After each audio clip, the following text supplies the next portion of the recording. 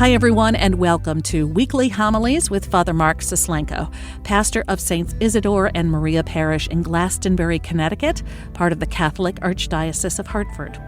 I'm Carol Vassar, Parish Director of Communications, and this is episode 30 of Season 7 for the 25th Sunday in Ordinary Time, September 22nd, 2024. Our Gospel reading is from Mark chapter 9, verses 30 through 37. Jesus and his disciples left from there and began a journey through Galilee, but he did not wish anyone to know about it. He was teaching his disciples and telling them, "The Son of Man is to be handed over to men, and they will kill him, and 3 days after his death the Son of Man will rise." But they did not understand the saying, and they were afraid to question him. They came to Capernaum, and once inside the house, he began to ask them, "What were you arguing about on the way?" But they remained silent. They had been discussing among themselves on the way who was the greatest. Then he sat down, called the 12, and said to them, "If anyone wishes to be first, he shall be the last of all, and the servant of all." Taking a child, he placed it in their midst, and putting his arms around it, he said to them, "Whoever receives one child such as this in my name receives me, and whoever receives me receives not me, but the one who sent me." The Gospel of the Lord. When we stop and think about it, a great deal of our lives are comprised of conversations that we have with others. Conversations. And these various daily conversations take many different forms. Sometimes they're more superficial. Sometimes they're more egocentric and about ourselves. Or sometimes they reflect a deeper awareness that we've cultivated in the depth of our souls that is shared then with others. The many faces of our conversations. But if we look and reflect upon how we have conversations and what their substance really is all about, we begin to discover that they reveal an incredibly large amount about ourselves. You know, for certain, we cannot hide. We think we may be hiding ourselves from others, but we most certainly do not.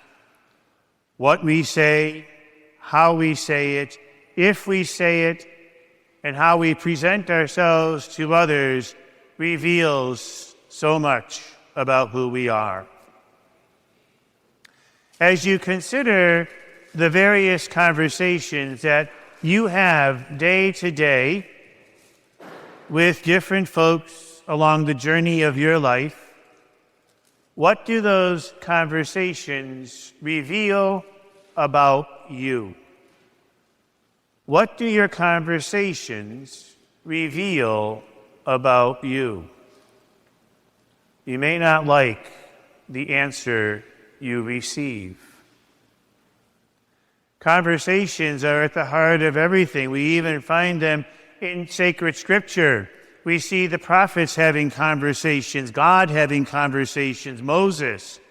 We see conversations in the book of wisdom. We see Jesus having conversations. The disciples have conversations with Jesus and with each other. Today's gospel is a perfect example of the disciples conversing with one another along the way. It's often a great spiritual technique to try to put ourselves inside of Scripture and to imagine what may have really been going on behind the scenes of what we read.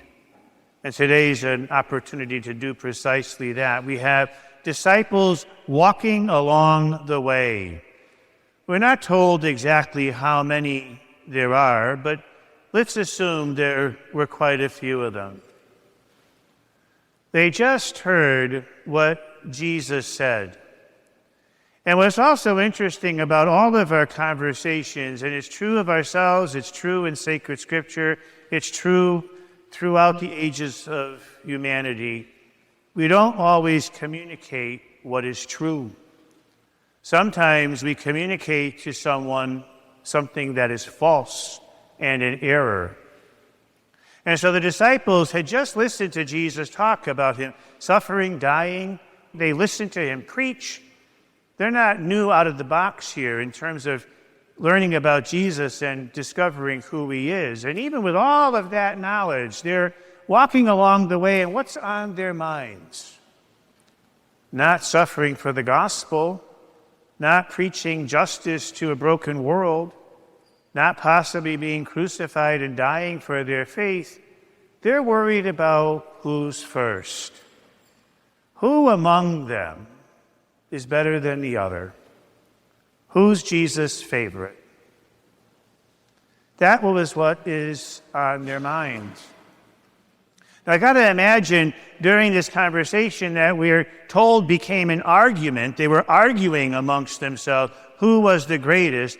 As with any gathering of folks, is it possible, is it the least bit possible that in this group of disciples there were one or two that may have knew precisely who they were supposed to be, and that this conversation was off track, and that what was being discussed was truly in error and misunderstood? Is it possible that there could have been one or two?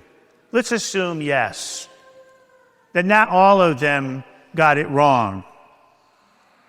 Why didn't they speak up? Because that's exactly what happens when you and I are in groups and we're conversing with each other. Something may be discussed that we know is in error and is wrong, but yet we sit back and we remain silent, passively in the corner. Why? Because we may be afraid to speak up. We may be afraid to speak the truth. We may be afraid to be ridiculed. We may be afraid to be ostracized. We may even be afraid to be wrong. And so we don't contribute what is really on our heart and mind and soul out of fear. And so we don't say anything at all. And we just stay in the confines of our fear. Is it possible that a couple of them may have been precisely there? You see, one of the things about the gospel and one of the things about understanding Jesus, if we listen and get the message straight, is that the gospel is not about our egos. It's not about who's going to get into first place. It's not about who's more important than the other. The gospel, the way of Jesus, is really what we call countercultural. It's something that goes against the grain, something that does not flow with the tide of the secular world. And so the disciple naturally is going to stand out. It's part of the badge a disciple wears.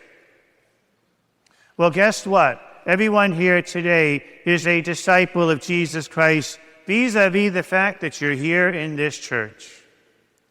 You are a disciple of Jesus Christ. How proudly do you wear your badge? How often do we go out into the world and speak a countercultural message? If our families are being torn apart on Sundays because of all of these commitments that pull at us, all of them look pretty good, but yet they're pulling at us constantly. Do we keep our mouths shut, or do we speak our mind? How often is it the case that our discipleship is something that finds its way into conversation? Now, I'm not talking about everybody going out and finding a soapbox, putting it on the corner of Main Street and preaching the word. That's not what I'm talking about at all. There's a way that we can bring discipleship into our conversations that's done more implicitly, that reflects the values of our faith, that reflects the values put forth by Jesus Christ, things like faith and hope and love and justice and peace. That when people are being marginalized, when we witness prejudice, when we witness things going haywire and wrong, that we don't keep our mouths shut and sit in the corner, but that the voice that comes out of our mouth then reflects the choice that we've made, and the choice that we've made is to be a disciple of Jesus Christ, to become a servant of all, not just ourselves. So the disciples went back to Jesus. This is the part of the story I love the most. And Jesus corrects their error and basically says, you are a bunch of fools. It's not about being first at all. In fact, you've got it pretty much reversed. Because if you think you're going to be first, guess what? You're going to be last. And you better be last, because that's where the gospel puts you, last. And the servant of everybody else. So you want to compare yourselves to one another? There you have it. You're flatlined. You're all at the end of the line. So now how do you feel about it?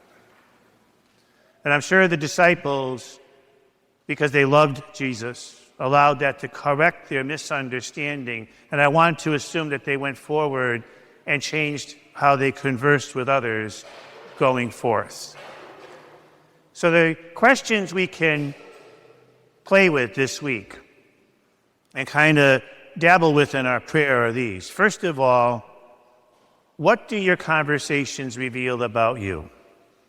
What do your conversations reveal about you? Number 2, do you ever find yourself afraid to speak the truth? Afraid to speak the truth. And if so, why? And number 3, is Jesus Christ ever allowed into your conversations? Do you ever allow Jesus into the conversations you have with others, if not explicitly, at least implicitly?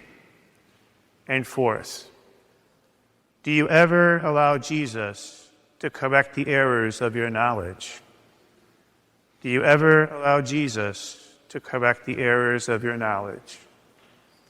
You see, we can certainly speak of faith and hope and love, and of being a servant to others, and the good news that is given to the world, the justice and peace that Jesus wants us to speak of.